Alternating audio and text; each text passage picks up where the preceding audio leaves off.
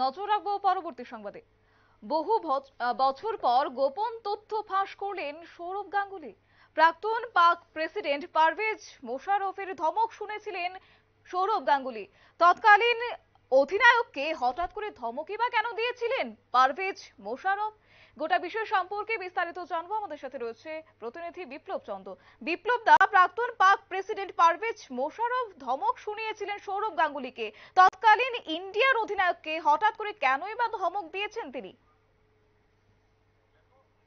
অতীতের ঘটনা, যদিও সেটা বর্তমান সময়ে খুব প্রকাশ্যে আসছে। কেন ভারতীয় অধিনায়ক সৌরভ গাঙ্গুলিকে ধমক দিয়েছিলেন পাকিস্তানের তৎকালীন প্রধানমন্ত্রী পারভেজ মোশাররফ, যদিও সেক্ষেত্রে একটা ঘটনা হয়েছিল যে পাকিস্তান এবং ভারতীয় ম্যাচ সবসময় একটা উত্তেজনার পারদে থাকে, এবং সেই জায়গায় কিন্তু একটা জিনিস বলা যায় যে পাকিস্তান যখন ভারতে আসে এবং ভারতীয় দল দল যখন পাকিস্তানে যায় কোনো টেস্ট সিরিজ বা টেস্ট সফরে, তো সেই ক্ষেত্রে বাড়তি উন্মাদনা যেরকম থাকে ক্রিকেটারদের মধ্যে, ঠিক তেমনি কিন্তু নিরাপত্তার বেষ্টনীয় তো থাকে। কারণ পাকিস্তান এবং ভারতীয় খেলার মধ্যে একটা চির শত্রুতার যে একটা রয়েছে, সেই জিনিসটা কিন্তু ভারত পাকিস্তানের মধ্যে সবচেয়ে বেশি। যার কারণে আমরা কি দেখলাম, যার কারণে এবছর ডেভিস কাপ যখন পাকিস্তানের মাটিতে অনুষ্ঠিত হয়, সেখানে কিন্তু ভারতীয় দল না যাবার অনিচ্ছা প্রকাশ করেছিল, এবং শেষ পর্যন্ত ভারতীয় দল যখন গিয়েছিল সেখানেও কিন্তু করা নিরাপত্তার ব্যবস্থা রয়েছিল।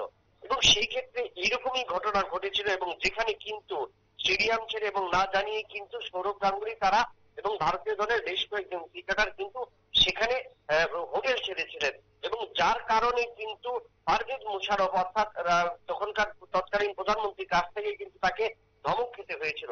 কারণ বিনা অনুমতিতে, কারণ একটা কোনো একটা দেশের রাষ্ট্রপ্রধান বা রাষ্ট্রনায়কদের যেমন একটা তোমার প্রোটোকল থাকে, সেক্ষেত্রে ক্রিকেটার থেকে শুরু করে এবং তখনকার সময় কিন্তু সৌরভ গাঙ্গুলিরা কিন্তু একটা নির্দেশের মধ্যে বা মেনে চলার সিদ্ধান্ত নিয়েছিলেন বা বলে দেওয়া হয়েছিল, এবং সেখানে আরক্ষা দপ্তরের যে সমস্ত সেনারা ছিলেন তাদেরকেও কিন্তু একটা প্রোটোকল দেওয়া হয়েছিল যে ক্রিকেটাররা কোন কোন জিনিস করতে পারবে, কোন কোন জিনিস করতে পারবে না। এবং সেই ক্ষেত্রে কিন্তু সৌরভ গাঙ্গুলি এরকম হয়েছিল, এবং যার কারণে কিন্তু তারা বিনা অ্যাডভেঞ্চারে কিন্তু একটা জায়গা থেকে আরেকটা জায়গার স্থান পরিবর্তন করে, এবং সেখানে কিন্তু সেই জিনিসটাও কিন্তু পাকিস্তান সেনাদের কাছে সেটা ততটা অবগত ছিল না, এবং যার কারণেই কিন্তু সৌরভ গাঙ্গুলি সহ অন্যান্য ক্রিকেটারদের এর জন্য ধমক খেতে হয়েছে। একদমই বিপ্লব দা। তো সেই জায়গায় এত বছর পর সৌরভ গাঙ্গুলির হঠাৎ করে গোপন তথ্য ফাঁস, কি উদ্দেশ্য যদি একটু তুলে ধরো। দেখো, একটা মঞ্চে গিয়েছিল এবং একটা মঞ্চে দাদাগিরির মঞ্চে কিন্তু সেই তথ্য ফাঁস হয়েছে।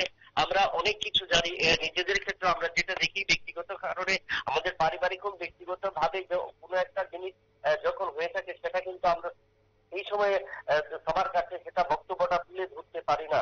কিন্তু সময়ের কালের পরিবর্তনে বা সময়ের পরিবর্তনে অনেক সময় জায়গায় যায় যে এই জায়গাতে আমরা সেই সমস্ত আহ, অতীতের স্মৃতিগুলো বা অতীতের কথাগুলো উঠে আসে বা সেই সম্পর্কে জানতে চাওয়া হয়।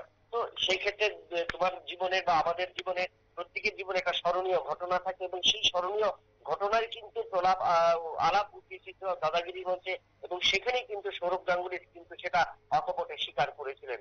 যদিও তৎকালীন সময়ে যে সমস্ত ঘটনা ঘটেছিল সেই সময় কিন্তু কোনো পেপার, কোনো সংবাদ মাধ্যম কিংবা কোনো কানে কোনো জায়গাতেই কিন্তু এই এই খবরটা কিন্তু প্রকাশিত হয়নি। দীর্ঘ কয়েক বছর পর কিন্তু এই খবর প্রকাশিত হলো। তাতেই এটা বোঝা যায় যে আমরা যখন আমাদের স্মরণীয় ঘটনাকে বর্ণনা করি, আমরা যখন আমাদের স্মরণীয় ঘটনা সম্পর্কে নিজেদের অভিজ্ঞতা শেয়ার করি, তখনই কিন্তু অতীতের স্মৃতিগুলো উঠে আসে। আর সেই অতীতের স্মৃতিগুলো কিন্তু উঠে এসেছিল এই দাদাগিরির মধ্যে, সেখানে কিন্তু সৌরভ সবার মধ্যে কিন্তু সেটা বলে দিলেন। একদমই। ধন্যবাদ বিপ্লব দা। কথা বলছিলাম, আমাদের প্রতিনিধি বিপ্লব চন্দ্র আমাদের সাথে ছিল এবং অতীতের কথাই আজ মনে করিয়ে দিলেন সৌরভ গাঙ্গুলি, এবং যেখানে প্রাক্তন পাক প্রেসিডেন্ট পারভেজ মোশাররফের ধমক শুনেছিলেন সৌরভ গাঙ্গুলি। নিয়ে নিচ্ছে ছোট একটি বিজ্ঞাপন বিরতির, সঙ্গে থাকুন।